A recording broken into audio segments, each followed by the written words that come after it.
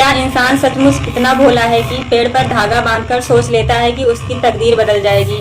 क्या पेड़ ने कभी कहा कि मेरी शाखा पर धागा बांधने से तुम्हारे दुख कष्ट दूर हो जाएंगे? क्या सच में इतना आसान है जीवन? एक धागा बांधो और दुख गायब। क्या सूरज ने कभी कहा है कि मेरे आगे दिया रखोगे तो तुम्हारी तकदीर चमक जाएगी? क्या चांद ने किसी स्त्री से वादा किया कि अगर वह भूखी रहेगी तो उसके पति की उम्र लंबी हो जाएगी? क्या गंगा ने कहीं घोषणा की है कि मेरी एक डुबकी से तुम्हें मोक्ष मिल जाएगा? अगर डुबकी से मोक्ष मिलता तो सबसे पहले मछलियाँ मुक्त हो चुकी होती। क्यों नहीं हुई? क्या भूखा रहने से पुण्य मिलता है? अगर हाँ तो भिखारी सबसे बड़े पुण्यात्मा क्यों नहीं हैं? अगर भूखे से भगवान खुश होता तो सबसे पहले अकालग्रस्त लोग ही स्वर्ग के अधिकारी होते। ऐसा क्या?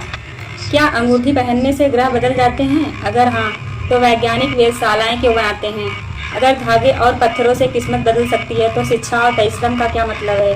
क्या भगवान सच में संस्कृति ही समझता है? क्या उसे हिंदी, भोजपुरी, उर्दू, अंग्रेजी, तमिल, मराठी कुछ भी नहीं समझ आती? अगर मैं इंसान होते हुए कई भाषाएं समझ सकता हूँ और भगवान तो सिर्फ एक आती है तो बड़ा कौन हुआ, भगवान या मैं? क्या यह हास्यास्पद नहीं है कि तुम अपनी भाषा में ही भगवान से बात करने से डरते हो? अगर भगवान सच में सर्वज्ञ है तो भाषा का बंधन क्यों? क्या ईश्वर इतना छोटा हो सकता है कि उसे सिर्फ संस्कृत का ही पासवर्ड चाहिए? क्या यह भी सच नहीं कि संस्कृत को जानबूझकर कठिन बनाया गया ताकि आम आदमी कभी समझ ही ना सके? क्या यह संभव नहीं कि वेद और शास्त्र लिखने वालों ने भाषा को ताले की तरह इस्तेमाल किया ताकि चाबी सिर्फ पंडितों के पास रहे? क्या यह ज्ञान का प्रसार था या व्यापार का? क्या धर्म किताबों में छिपा हुआ है या जीवन की सच्चाई में? अगर किताबें ही सच होती तो निरक्षर लोग कभी ही सत्य को नहीं जान पाते। लेकिन क्या ऐसा है? क्या भगवान सच में भूखा है? क्या उसे तुम्हारे चढ़ावे मिठाई, दूध और सोने चाहिए? क्या सर्वशक्तिमान को नारियल फोड़ने की जरूरत है? क्या पत्थर की मूर्ति सच में नाराज हो जाती है अगर तुमने प्रसाद नहीं चढ़ाया? क्या ईश्वर इतना छोटा है कि अगर तुम एक दिन व्रत तोड़ दो तो वह तुम्हें दंड दे? क्या सदियों से चली रही परंपरा ही सत्य है? अगर हाँ तो फिर सती प्रथा भी सच थी, बाल विवाह भी सच था, जातिवाद भी सच था। क्या सब मान लेना चाहिए? अगर पूर्वज करते थे तो क्या वह प्रमाण है कि वही सही है? क्या तुम्हें पता है कि पूर्वजों की गलतियों को आगे बढ़ाना भी अज्ञान ही है? क्या भगवान सच में समस्याएं हल करता है? अगर हाँ तो आज भी भूख, गरीबी और बेरोजगारी क्यों है?